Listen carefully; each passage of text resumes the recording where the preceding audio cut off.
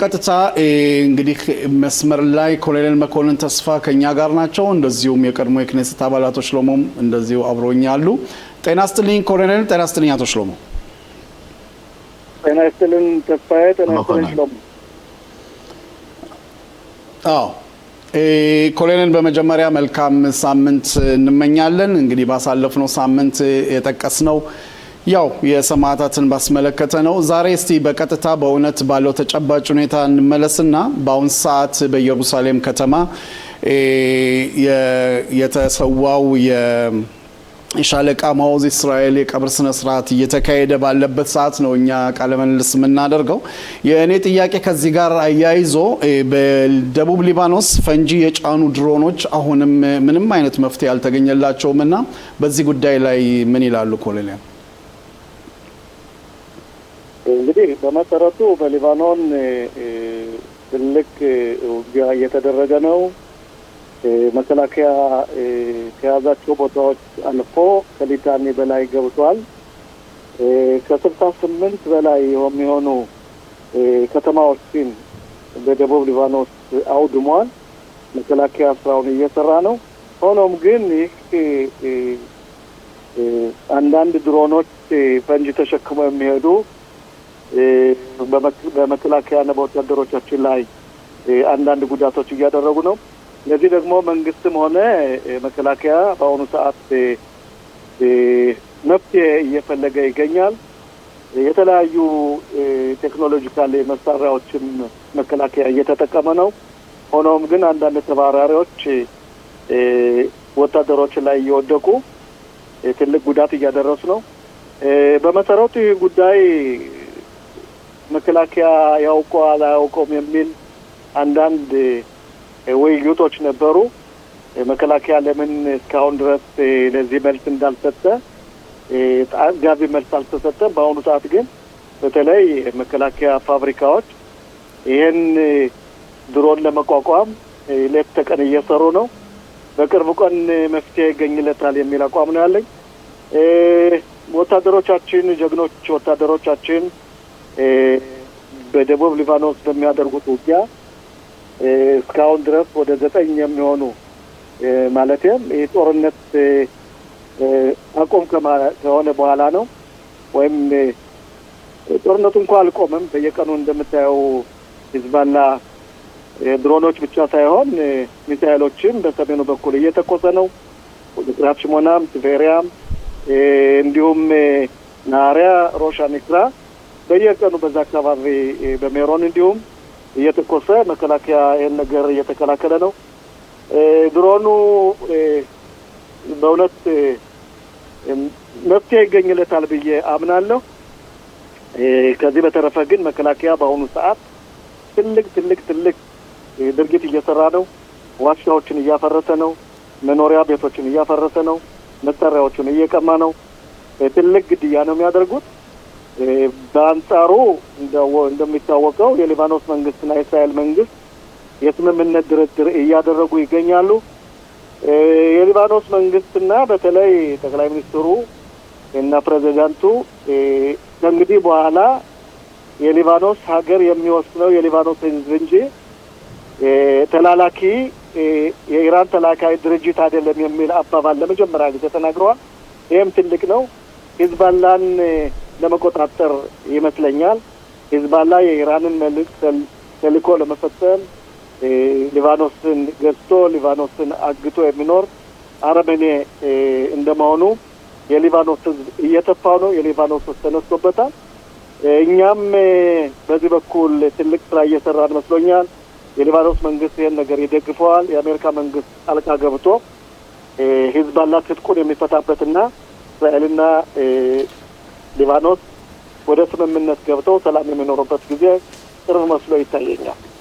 አቶ ሽሎሞ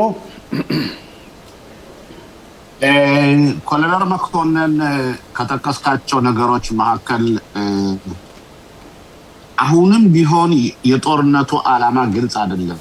ማለትም ያውን የኛ ወታደሮች በህይወት ላይ ህይወታቸውን እየከፈሉ ነው ያሉት። አንዲት ሀገር አንድ ወታደር ወደ ጦር ሜዳ በምትሄድበት ጊዜ የጦርነቱ ዓላማ ለምን እንደሆነ በግልጽ ሆኖ መቀመጥ አለበት። ይሄ አንዱ። ሁለተኛ በትናንትናው ዕለት ለምሳሌ የአሜሪካ መንግስት የጦር ማቆሙን በእስራኤልና በሊባኖስ መንግስት ጋር ወይም በሂዝቦላ ጋር 45 ቀን የጦር ውጊያ የማቆም አቁማን ብለው ተናግረዋል። በአንድ በኩል እየተዋጋ ነበር። እስከ ሰሜኑ አካባቢ እረፍት የለም። ባምቦ ይተኮሳል። ይሄ ብዙ ጉዳት እየደረሰ ነው። በአንድ በኩል ግን ጦርነቱ እንዲያቆም 41 ቀን ተወስኗል ይባላል። ማህበረሰቡ በጣም ኮንፊውዝድ ሆኗል። ምን ማለት ይቻላል በዚህ ላይ? ይሄ አንዱ ጥያቄ ሲሆን፣ ሁለተኛው ደግሞ ወደ አዛ ነው እንኳን የምጠይቅህ። አዛ የማዕከላዊ አዛ መሪ የነበሩትን ጊዜ አንተ ስትል የነበረው እሳቸውንም ቢሆን ይሸኛሉ ስትላቸው ነበር። ኢዛዲን ነው ምናምን የሚባለው ሰውዬ እሳቸው ተሸኝተዋል። እሳቸው ከተሸኙ የአዛ የሐማሱ አዛ እምቢተኝነት የጦር መሳሪያ አልፈታም ሲል የነበረው አሁን እሺ ብሎ ተንበርክኮ ይቀርባል ወይስ ምን ታስባለህ በዚህ ላይ?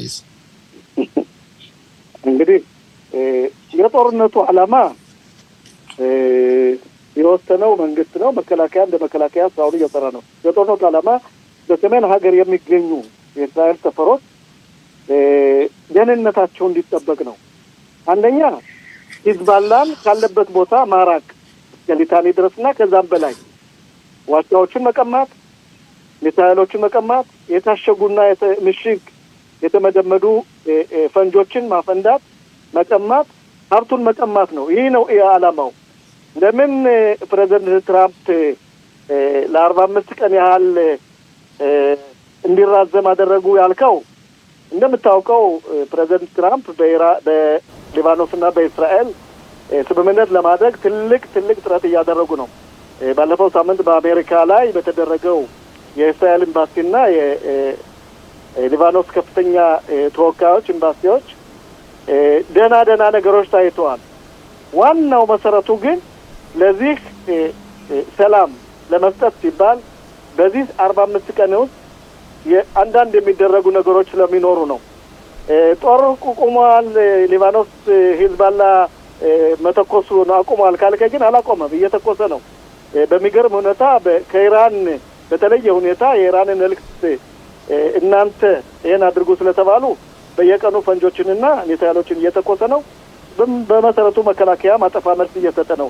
ለምን 45 ቀን? ምናልባት ይሄ 45 ቀን አንደኛ ብዙ ውይይቶች የምናደርግበት ሂዝቦላን እንዴት ማዳከም እንደሚቻል፣ ሂዝቦላን ጦር ትጥቁን እንዴት ማስፈታት እንደሚቻል የሚወያዩ ነገሮች ይኖራል ማለት ነው። ሊባኖስ እየተቀረየች ነው። ሽሎሞ ለአንተም ግልጽ መስሎ ይታየኛል፣ ለእስራኤል ሀገርም ግልጽ ነው።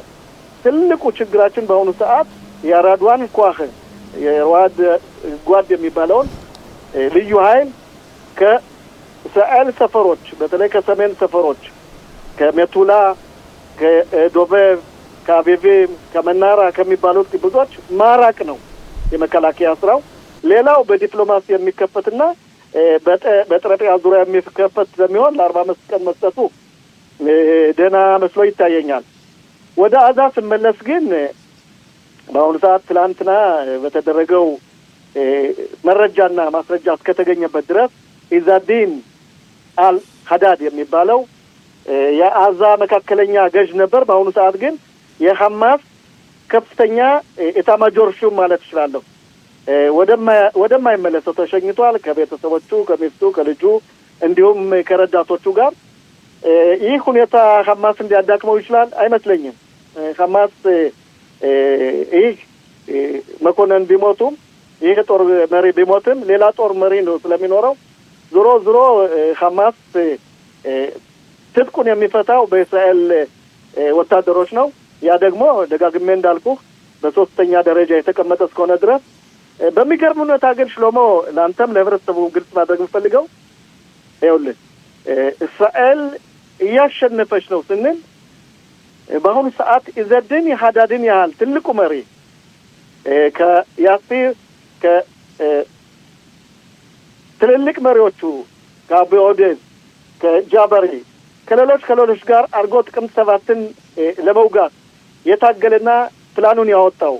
ከሲንዋር ጋር አብሮ ሲሄድ የነበረ ትልቁ መሪያቸው ሲሞት ወደኛ አንድ ጥይት አልተኮሱም። ይህ ነው ማሸነፍ ማለት። አንድ ጥይት አልተኮሱም፣ አንድ ሚሳኤል አላወጡም። ለምን ነው? ደክመዋል። እስራኤል በየቀኑ እየቀጠቀጣቻቸው ነው። ይህ አሸንፈናል፣ ሙሉ በሙሉ አሸንፈናል ባልልም አንድም ጥይት ሳይተኮስ አንድ ሚሳኤል ሳይተኮስ መቅረቱ ማሸነፋችን እርግጠኛ እየሆነ ነው። ሌላው በኢራን በኩል ከሄድነ ኢራን ከስምምነቱ በኋላ ወደ እስራኤል ምንም አይነት ሚሳኤል አልተኮሰችም።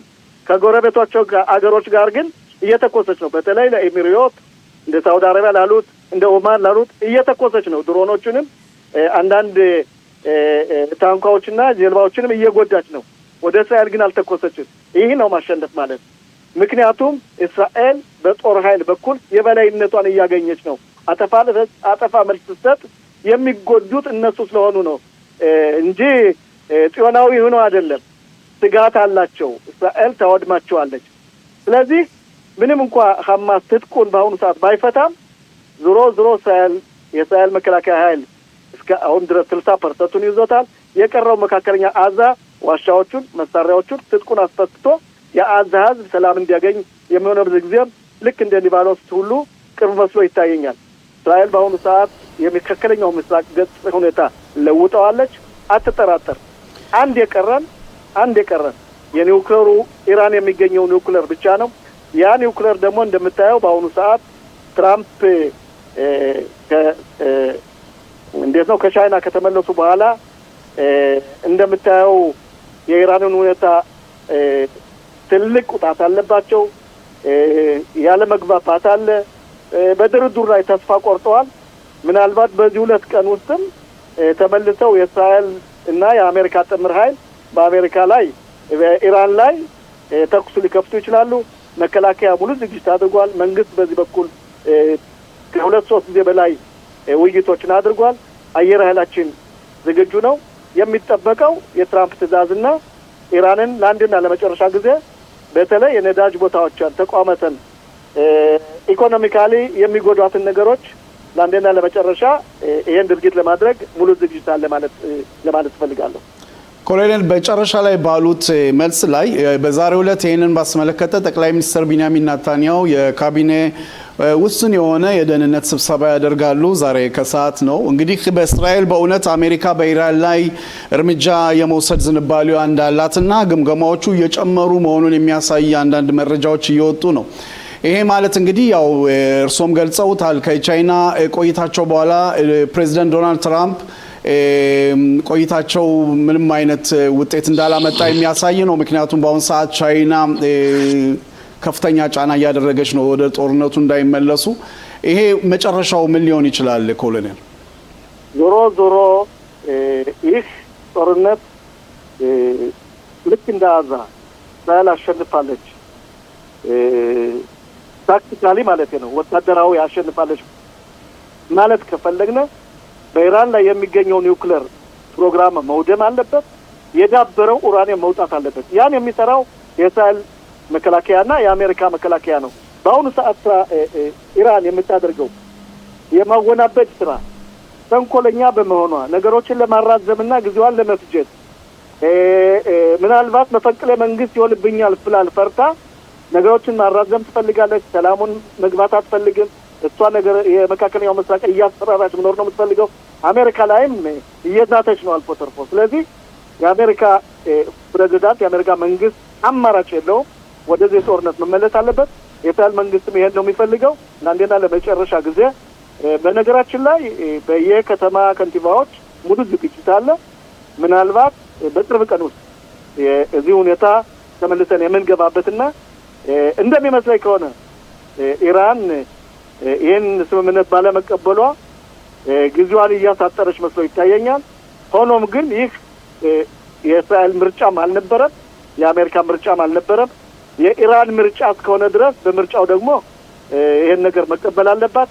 እኛ የሚያስፈልገን ግን የእስራኤል ሀገር እንደ ሀገር እንደ መንግስት ኒውክሌሩ ኢራን ውስጥ መኖር የለበትም የሚለው ብቻ ነው። ስለዚህ በዚህ በኩል አንደራደርም፣ በዚህ በኩል የእስራኤል መንግስትም አይደራደርም፣ የአሜሪካ መንግስትም አይደራደርም። ትራምፕም ደግሞ ደጋግመው ብለውታል።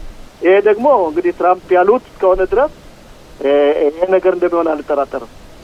አቶ ሽሎሞ የመጨረሻ ጥያቄ ካለዎት ለኮሎኔል? እኔ እንኳን ኢራንን በተመለከተ ነው። ብዙ ጊዜ አቶ መኮንን ትራምፕ የሚናገሩትን ጠዋት የጻፉትን ከሰዓት በኋላ አይደግሙትም፣ ወይ ከደገሙት ደግሞ ቀደም ብለው የጻፉትን ይገለብጡታል እና በዚህ አይነት ሁኔታ እንደዚህ አይነት መሪ የሚያደርጉት የተቀያይሮ መጽሐፍ በእሳቸው ላይ ብዙ ንቆሽን ያስፈልጋልና ምን ያህል በእውነት ትራምፕ እርግጠኛ ናቸው በተለይ ኡራኒየሙን ከኢራን ነጥቆ ለማውጣት በተለይ አሁን ከቻይና ጋር ባደረጉት ውይይት መሰረት ምናልባት ቻይናዎች ደግሞ እጃቸውን አስረዋቸው ሊሆኑ ይችላል። እሳቸው የቢዝነስ ሰው ናቸውና ከተሟላላቸው ለሀገሪቱ በኢኮኖሚያቸው ስለኛ ኒውክሌር ብሎ የሚቆረቆሩ መስሎ አይታየኝም። አቶ አንደኛ ትራምፕ የሚናውቀው ሰው አይደሉም። ምንም እንኳ ለማወናበድ የሚያደርጉት ነገር አለ፣ አስቀድሞ መናገር ችሎታቸው አለ። የሚናውቁ ሰው አይደሉም። ጠንካራ ሰው ናቸው፣ ጀግና ናቸው፣ የወሰኑትን የሚፈጽሙ ናቸው። አንዳንዴ ምናልባት ሲናገሩ ነገሮችን ሳያመጣጥኑ መስሎ ይታያል። ሆኖም ግን በአሜሪካ ላይ በአሁኑ ሰዓት እሳቸው ከመጀመሪያው ቀን ጀምሮ ኢራን ኒውክሌር አይኖራትም የሚል አባባል አላቸው። ይሄን ቃላቸውን የሚያጥፉ መስሎ አይታየኝም። ሌላው ደግሞ የእስራኤል መንግስትም ተጽዕኖ አለበት። እስራኤል መንግስት ጠቅላይ ሚኒስትሩ ካቢኔያቸው በሙሉ በልዩ ከፍተኛ ባለስልጣናት ተልኮ የሚቀርብላቸው መረጃ ሁኔታ የሚያሳየው በቀላሉ ጊዜ ኢራን ኒውክሌር የማምረት ችሎታ እያደገ ስለሆነ ይሄን የሚተውት መስሎ አይታየኝም። ለምን ነው አንዳንዴ ይሄን ጊዜ ወሰደባቸው ካልከ ግን እሳቸው በእውነት በልባቸው ይሄን ነገር ማድረግ አልፈለጉም። ኢራን ምናልባት ለህዝቦቿ አዝና ለኢኮኖሚዋ አዝና ወደዚህ ድርድርና ፕሬዝዳንት ትራምፕ ያስቀመጡትን 14 ነጥቦች ትቀበላለች የሚል ሀሳብ ነበረው። ተገልብጠው ግን ኢራኖች ያቀረቡት 11 ነጥቦች እንኳን ይሄን ለመቀበልና የራሳቸው ታስተካክሉን ጎድታቸዋን የሚል የማይረባ ላለመደራደር ስለ ያቀረቡት ተንኮለኛ ሀሳብ ተቀባይነት የለውም። እንደመስለኝ ፕሬዝዳንት ትራምፕ ቁርጠኛ ናቸው። በዚህ ሁኔታ በኒውክሌሩ በኩል አይደራደሩም። እሳቸው ቃላቸውን የሚያጥፉ መስሎ አይታየኝም። እሳቸው ካጠፉና የአሜሪካ ጦር መካከለኛው ምስራቅ ለቆ ከሄደ አትጠራጠር እስራኤል ይህን ስራ ትጨርሰዋለች የሚል አቋም አለች። ኮሎኔል መኮንን ተስፋ በእውነት ስለነበረን ቆይታ ስለሰጡን ትንተና በጣም እናመሰግናለን። መልካም ሳምንት እንመኛለን። ኮሎኔል እኔም አመሰግናለሁ። ደህና ቆዩልኝ። አመሰግናለሁ።